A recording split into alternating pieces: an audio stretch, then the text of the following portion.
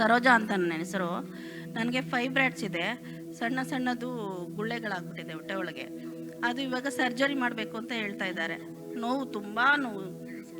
ಹೌದು, ಇವಾಗಲೂ ಸೊಂಟ, ಇದು ಫುಲ್ಲು ಸ್ಟಮಕ್, ಹೊಟ್ಟೆ ಫುಲ್ಲು ಸರ್ಜರಿ ಮಾಡ್ಬೇಕಂತ ಹೇಳಿದ್ರು. ಸರ್ಜರಿ ಮಾಡ್ಬೇಕು ಅಂತ ಹೇಳಿ 2-3 ವರ್ಷ ಆಗಿದೆ ಜಾಸ್ತಿ. ಟ್ರೀಟ್ಮೆಂಟ್ ಮಾಡ್ತಿದ್ದೀರಾ? ಅದು ನನ್ನ ಮಗಳು ಇವಾಗ 18 ವರ್ಷ. ನನ್ನ ಮಗಳಿಗೆ ಅವಾಗ್ಲಿಂದ ಅವಾಗಲೇ ಇತ್ತು. ಅವರು ಹೇಳಿರ್ಲಿಲ್ಲ ನಮ್ಗೆ. ಈಗ ಗರ್ಭಕೋಶದಲ್ಲಿ ಎಲ್ಲ ಅದು ಎಲ್ಲ ಫುಲ್ಲು ಹರಡ್ಬಿಟ್ಟಿದೆ. ತುಂಬಾ ನೋವು ಇದೆ ಅಲ್ಲ? ತುಂಬಾ ನೋವು. ಯೇಸು ಗುಣ ಮಾಡ್ತಾ ನಂಬ್ತೀರಮ್ಮ? ನಂಬ್ತೀವಿ. ಕೈ ಹಿಡಿಯಲಿ. ತಂದೆ ದೇವರೇ, ಯೇಸುವಿನ ನಾಮದಲ್ಲಿ ಪವಿತ್ರಾತ್ಮನ ಸಹಾಯದೊಂದಿಗೆ ಕರ್ತನೆ ನಿನ್ನ ಪಾದ ಪೀಠಕ್ಕೆ ಬಂದಿದ್ದಾನೆ. ಈ ಅಕ್ಕನವರನ್ನು ನಿನ್ನ ಪವಿತ್ರವಾದ ಕೈಗೆ ಒಪ್ಪಿಸಿ ಕೊಡ್ತಾ ಇದ್ದಾನೆ.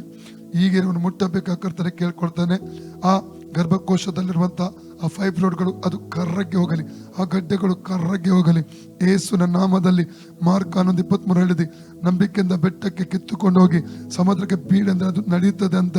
ಲೂಕ 17:5-6 ನಂಬಿಕೆಯಿಂದ ಹತ್ತಿ ಮರಕ್ಕೆ ಕಿತ್ತುಕೊಂಡು ಹೋಗಿ ಸಮುದ್ರಕ್ಕೆ ಬೀಳ ಅಂತ ಹೇಳಿದ್ರೆ ಅದು ನಡೀತದೆ ಅಂತ ಹೇಳಿದೆ. ಅದೇ ಪ್ರಕಾರ ಫೈಬ್ರಾಯ್ಡ್ಗೆ ಅಪ್ಪಣೆ ಕೊಡ್ತಾನೆ, ಕಿತ್ಕೊಂಡು ಹೋಗಿ ಸಮುದ್ರಕ್ಕೆ ಬೀಡೆಂದು ಅಪ್ಪಣೆ ಕೊಡ್ತಾನೆ.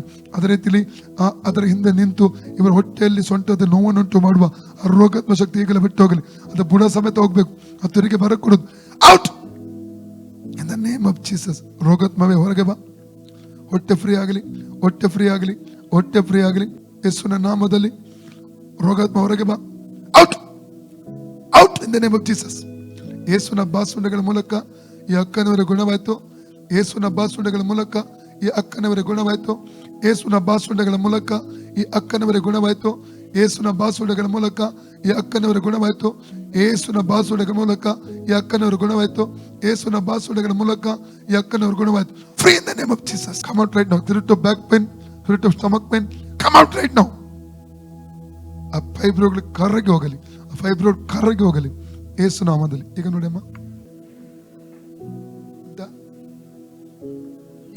ಇಲ್ಲ ಹೋಯ್ತಾ ಅಕ್ಕ? ಗುಣ ಆಯ್ತಾ?